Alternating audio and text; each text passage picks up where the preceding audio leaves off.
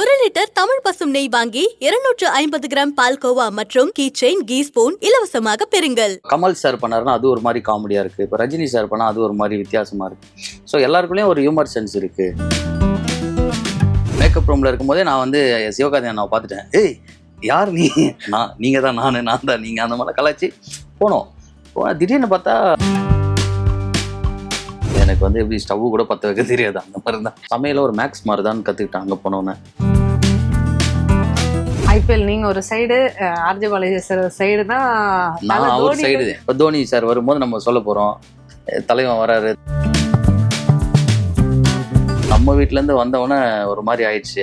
எங்கள் வீட்டிலேருந்து யாரும் வர மாட்டாங்க. எங்கள் அப்பா தான் கூட வருவார். அவரும் இப்போ இல்லை, தவறிட்டாங்க. என்னை விட அவர் கூட தான் ஜாலியாக பேசிட்டு இருப்பாங்க. ஸோ அப்போ நிறைய பேர் சொல்லியிருக்காங்க, எனக்கு ரொம்ப பொறாமையாக இருக்குது உங்கள் 2 பேரை பார்த்தா, எனக்கு இந்த மாதிரி ஒரு அப்பா இல்லையே.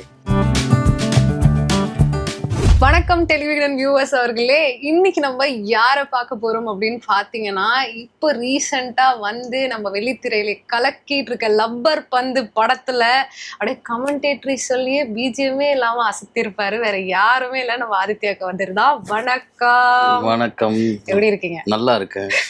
என்னதான் வெள்ளித்திரை பக்கம்லாம் போயிட்டாலும் இன்னும் நம்ம சின்ன திரையில ஒரு கால் வச்சுட்டே இருக்கோம் இல்லையா? டாப் குக், டூப் குக்கு, அந்த மாதிரி இங்க ஒரு கால். அதெல்லாம் அந்த பேலன்சிங்லாம் எப்படி நடக்குது? அது வந்து கடவுள் கொடுக்குற வாய்ப்பு தான். நான் வந்து சேனல் போகி கிட்டத்தட்ட ஒரு 2 வருஷம் ஆகுது. அதுக்கிடையில் வந்து திடீர்னு ஒரு மாவீரன் ஸ்பெஷல் ஒன்று பண்ணுறோம் அப்படின்னு சொல்லிட்டு மெர்வின் அண்ணா, ஒரு அண்ணா இருப்பாங்க, அவங்க கூப்பிட்டாங்க.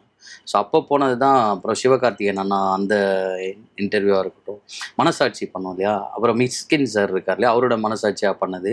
ஸோ அது அது அப்புறம் எல்லாருக்கும் பிடிக்க ஆரம்பிச்சிது. அதுக்கப்புறம் அதை பார்த்துட்டு டாப்பு குக்கு டூப்பு குக்கு கூப்பிட்டாங்க. இந்த மாதிரி வந்து நீங்கள் வந்து பண்ணுங்க அப்படின்னு சொல்லிட்டு.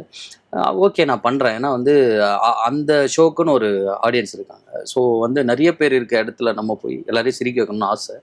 ஸோ கண்டிப்பாக பண்ணுறேங்க அப்படின்னு பண்ணது தான். அப்புறம் இப்போது மறுபடியும் மூவிஸில் பண்ணிகிட்ருக்கு. அது இப்போ ரப்பர் பந்து வந்து நல்லா ஓடிட்டுருக்கு.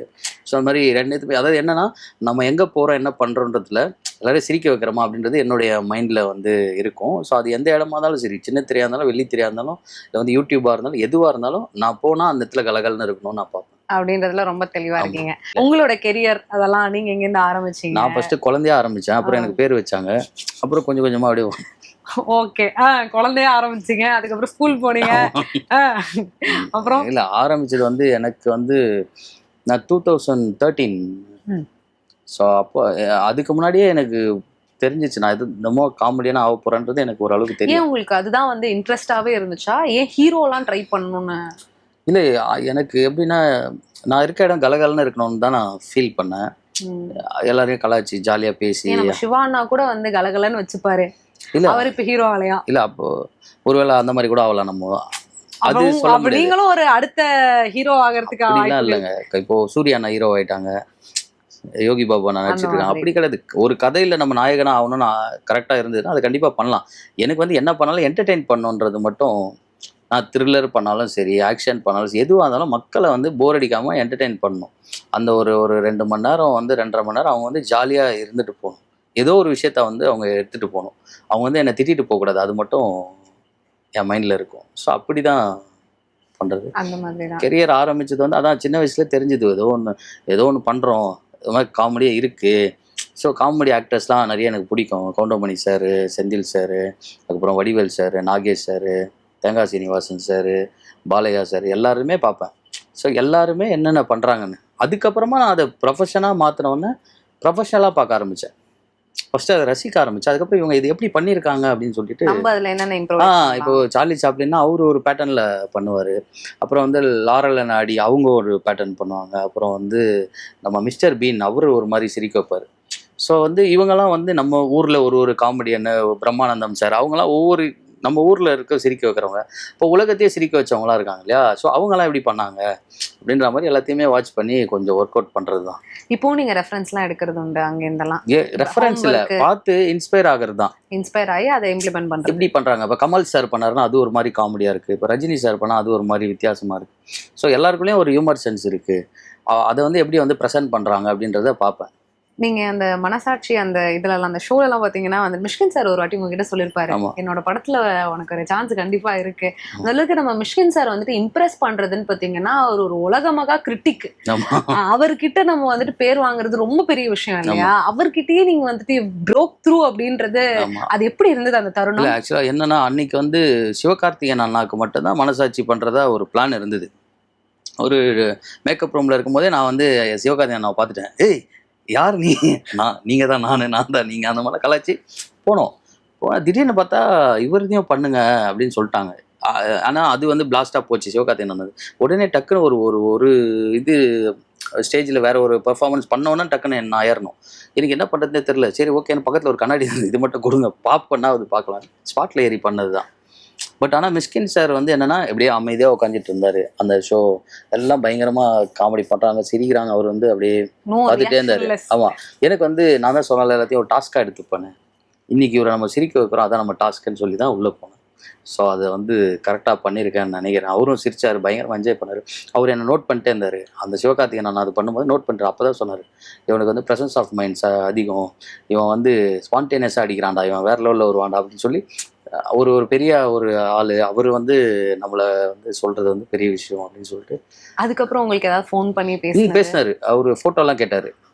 ஃபோட்டோலாம் நான் அனுப்புனேன். பட் அந்த படத்தில் கேரக்டர் எதுவும் தேவைப்படலன்னு நினைக்கிறேன். கண்டிப்பாக ஃபியூச்சரில் கண்டிப்பாக நான் பண்ணுவேன். இப்போ அவர் படத்தில் நடிக்கிறோமோ இல்லையோ அதை பார்த்துட்டு நிறைய படங்கள் வந்துச்சு எனக்கு. Okay, super super. அதாவது நம்ம நிறைய சந்தோஷங்கள், நீங்கள் எப்படி மற்றவங்களெல்லாம் சிரிக்க வைக்கிறீங்க அதெல்லாம் பற்றி பார்த்தோம். பட் உங்களோட என்ட்ரி ஆகட்டும் சினிமா துறையில், வெள்ளித்துறையில், சின்ன திரையில் என்ட்ரி அப்படின்றது இவ்வளோ கடினமாக இருந்தது? இல்லை, கொஞ்சம் கடினம் தான்.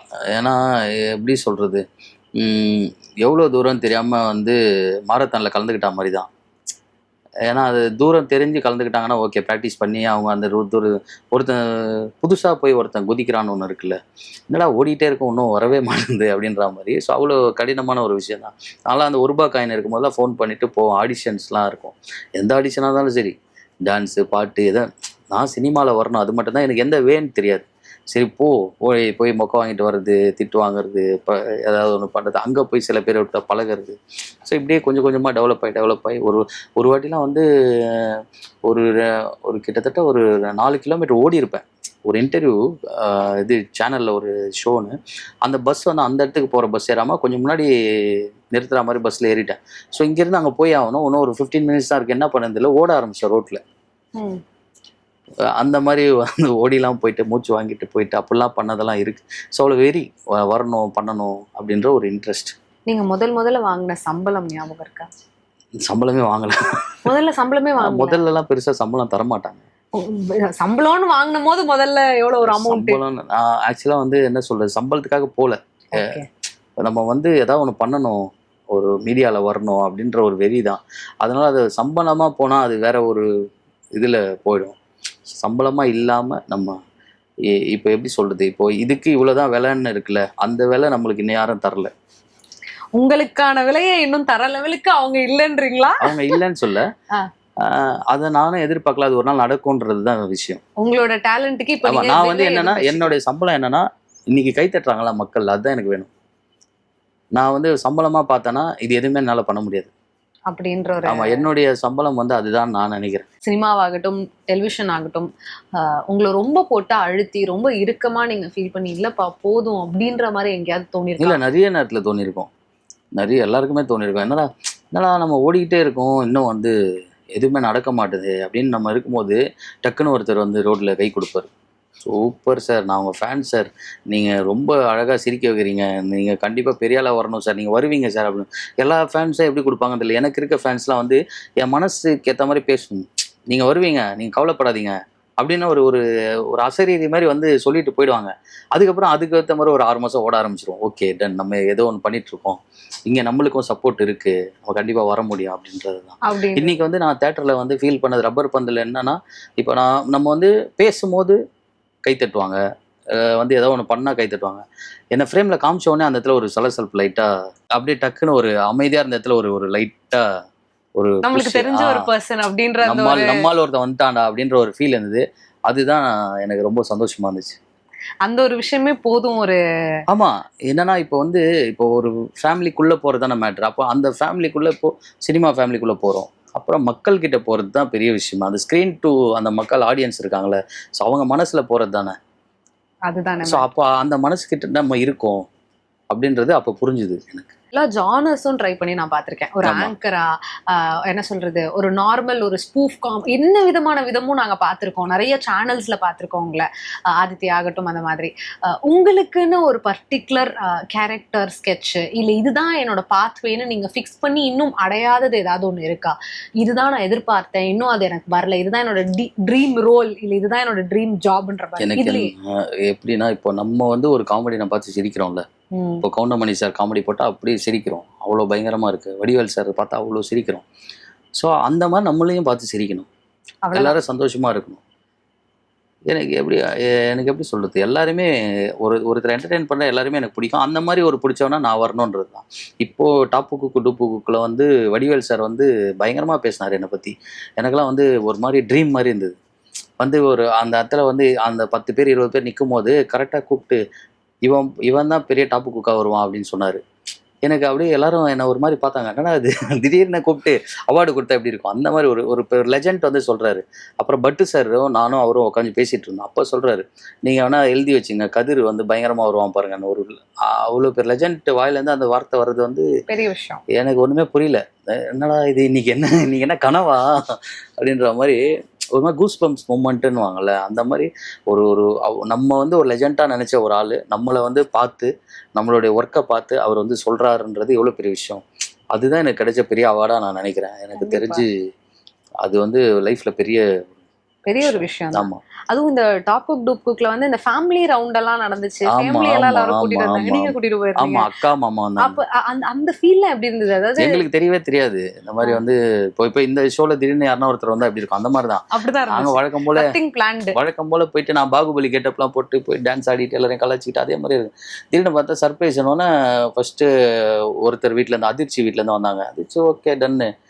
அப்புறம் நம்ம வீட்டிலேருந்து வந்தவொடனே ஒரு மாதிரி ஆயிடுச்சு. எங்கள் வீட்டிலேருந்து யாரும் வர மாட்டாங்க. எங்கள் அப்பா தான் கூட வருவார், அவரும் இப்போ இல்லை, தவறிட்டாங்க. ஸோ யாரா வருவா நம்ம வீட்டிலேருந்து, அம்மாவுக்கு உடம்பு சரியில்லைன்னா அப்புறம் அக்கா மாமாவை கூப்பிட்டு வந்தாங்க.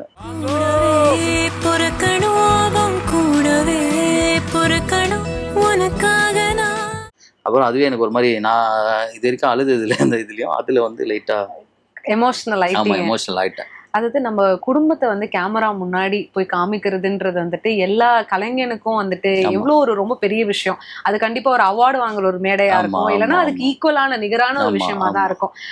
அந்த இடத்துல வந்துட்டு நீங்க உங்க அப்பாவை மிஸ் பண்ணீங்க? ஆமா, கண்டிப்பா மிஸ் பண்ணும். நான் எப்பவுமே ஷூட் இப்போ ரெகுலரா போகும்போதும் இப்போ இந்த இன்டர்வியூலாம் வந்தானா அவர் தான் என் கூட வருவார். ஆமா, நாங்க 2 பேர் தான் ஃப்ரெண்ட்ஸ் மாதிரி இருப்போம், அப்பா பையன் மாதிரி இருக்க மாட்டோம். இப்போ நான் என் கூட யாரெல்லாம் பழகுறாங்களோ எல்லாருக்குமே எங்கள் அப்பாவை தெரியும். என்னை விட அவர் கூட தான் ஜாலியாக பேசிட்டு இருப்பாங்க. ஸோ அப்போ நிறைய பேர் சொல்லியிருக்காங்க, எனக்கு ரொம்ப பொறாமையாக இருக்குது உங்கள் 2 பேரை பார்த்தா, எனக்கு இந்த மாதிரி ஒரு அப்பா இல்லையே, எங்கள் அப்பாலாம் என்னை வீட்டை விட்டு துரத்தி விட்டாரு, என்னை வந்து மதிக்கலை அப்படிலாம் சொல்லுவாங்க. அப்படிலாம் இல்லை அப்படின்னு சொல்லிட்டு எங்கள் அப்பா நான் இருக்கேன்ப்பா அப்படின்னு சொல்லிட்டு அவங்க கூடலாம் பேசுவார், ஜாலியாக இருப்பார். ஸோ அவரை நல்லா பார்த்துப்பாங்க. அப்படிப்பட்ட ஒரு ஆள் தான் அப்பா. அப்போ வந்துட்டு நீங்கள் நடிக்க வந்ததுக்கு அப்புறமும் உங்க கூட தான் இருந்தார்? ஆமாம், அப்பாவும் நடித்தார். இப்போ நம்ம இது ரோஜா பூ மாலை யூடியூப் சேனல்ல அவர் வந்து பெர்ஃபார்மர். அவர் சார்பேட்டாலாம் வந்து அந்த ரங்கன் வாத்தியாரா நடிச்சிருப்பாரு, அவர் தான் எங்க அப்பா. ஓ அப்படியா? ஆமா. அதுக்கப்புறம் வந்து படம் சிவகுமாரின் சபதத்துல வந்து தாத்தாவோட ஃப்ரெண்டா வருவாரு, நான் ஹீரோட ஃப்ரெண்டா வருவேன், அவர் தாத்தாவோட ஃப்ரெண்டா வருவாரு. அதுக்கப்புறம் வந்து மாடர்ன் லவ் சென்னைன்னு சொல்லிட்டு ஒரு இது பண்ணாங்க, வெப் சீரிஸ் மாதிரி. ஸோ அதுல வந்து ராஜமுருகன் சாரோட டைரக்ஷன்ல லாலா குண்டா ஏரியான்னு ஒன்று வரும். அதுல வந்து எங்க அப்பா தான், அந்த ட்ரெய்லர்லயே எங்க அப்பா தான் ஃபர்ஸ்ட் வருவாரு. ஓகே. இங்க இது ஹிந்தி இது, தெலுங்கு இது, மிக்சிங் இதா அப்படின்னு வரல, அவரு எங்க அப்பா. அப்போ அப்பா இப்ப ரீசன்ட்டா? ஆமா, 1 இயர் ஆகுது. ஓகே. ரொம்ப இறுக்கமான ஒரு இதுவா இருந்திருக்கும் இல்லையா? அதுல இருந்து மீண்டு வரதுக்கு ரொம்ப டைம் ஆச்சா? இல்ல அப்படிலாம் இல்ல, மீண்டு வரதுன்னா அதுல இருந்து மீண்டே வர முடியாது, அதுதான் ஆக்சுவலா வந்து உண்மை. பட் என்னன்னா எனக்கு நான் பாக்குற வேலை வேற இல்ல. இப்போ என்னன்னா ஆமா, இப்போ என்னன்னா இப்போ எங்க அப்பா இறந்துட்டு எனக்கு ஷூட் இருந்தது. நான் ஒரு 3 டேஸ்ல கிளம்பி போயிட்டேன் ஷூட்டுக்கு. இப்போ அங்கே போய் என்னன்னா, அங்கே போய் எனக்கு நார்மலான சீன் கிடையாது, எனக்கு வந்து காமெடி சீன் நான் ஒர்க் பண்ணணும். ஸோ நான் அதை பண்ணி தான் ஆகணும். ஏன்னா வந்து அதெல்லாம் போயிட்டு ஸ்க்ரீனில் எல்லாருக்கிட்டே சொல்ல முடியாதுல்ல. இப்போ மக்களை வந்து நம்ம வந்து அதை சொல்லி ஏமாற்ற முடியாது.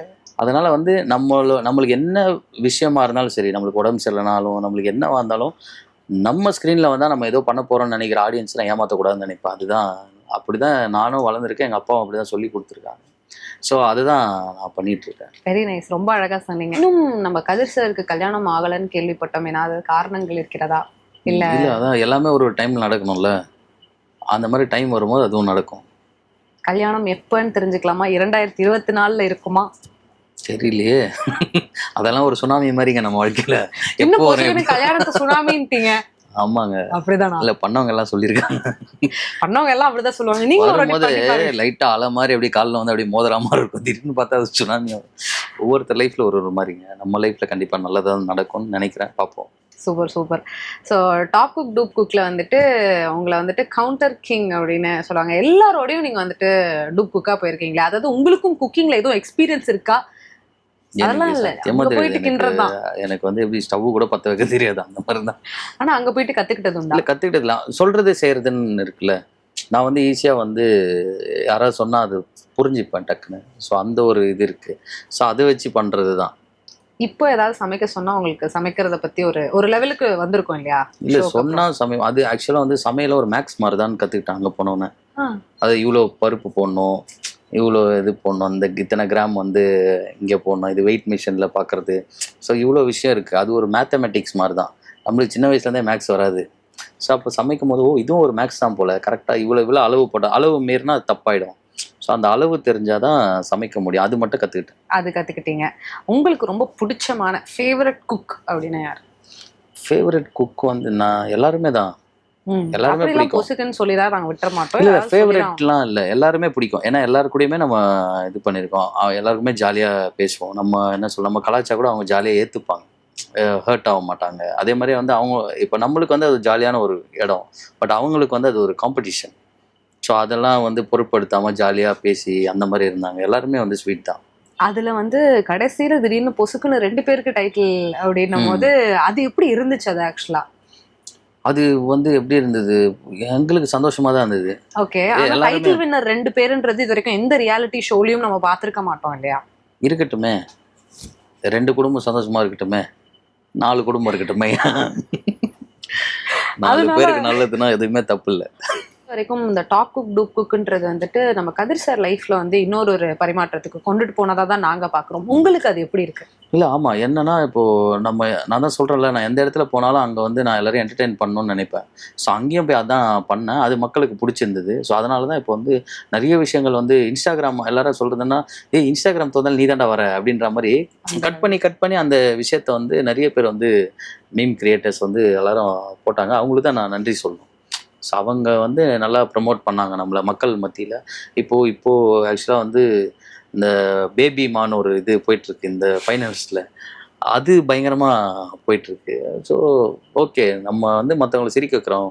இப்போ வந்து அதில் ஒரு 1 மில்லியன் போச்சு, 2 மில்லியன் போகுதுன்னா ஒரு 2 மில்லியன் பேரை வந்து நம்ம வந்து சிரிக்க வச்சிருக்கோன்றது எவ்வளோ பெரிய விஷயம். அடேங்கப்பா, 11 பேர் ஆள் இல்லாமல் சேர்த்து அந்த லெவலுக்கு தான் இருக்கு நீங்க சொல்றதுலாம். மீம்ஸ் அப்படின்றது வந்துட்டு எல்லாரோட வாழ்க்கையிலும் இப்போ அதாவது முக்கியமா இந்த லைம் லைட்ல இருக்கிறவங்களுக்கு எல்லாம் ஒரு பெரிய திருப்பத்தை கொடுக்குது அப்படின்னு சொல்லலாம்.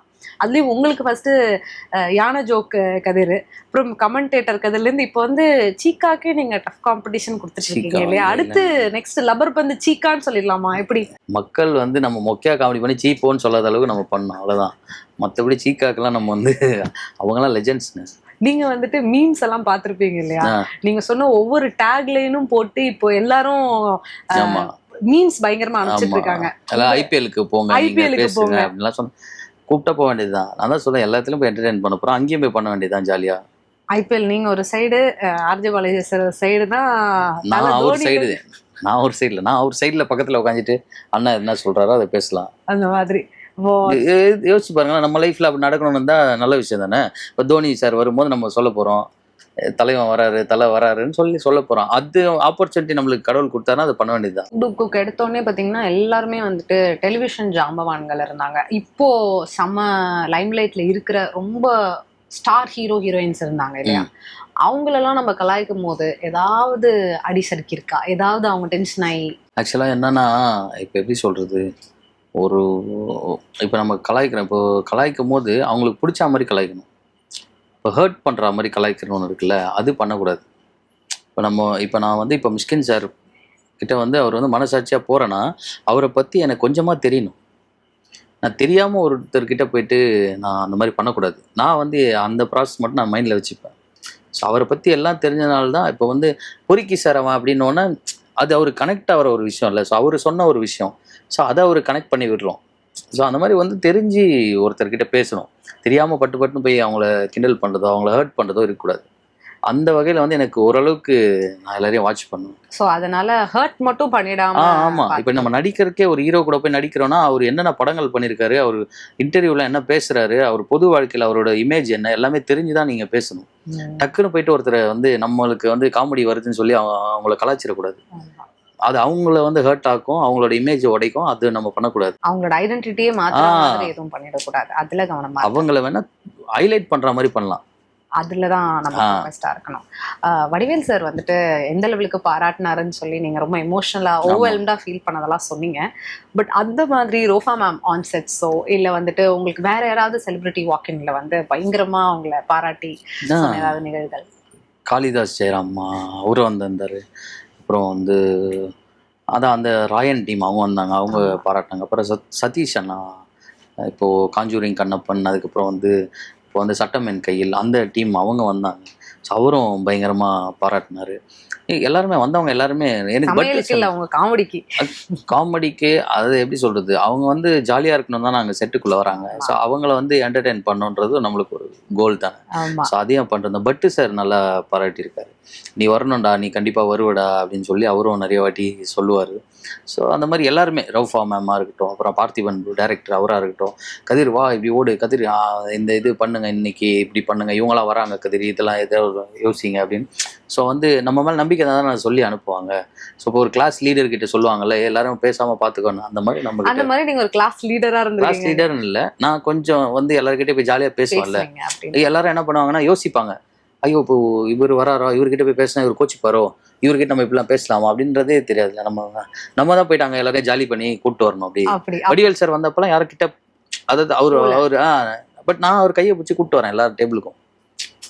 அவர் என் கூட ஜாலியா பேச ஆரம்பிச்சாரு.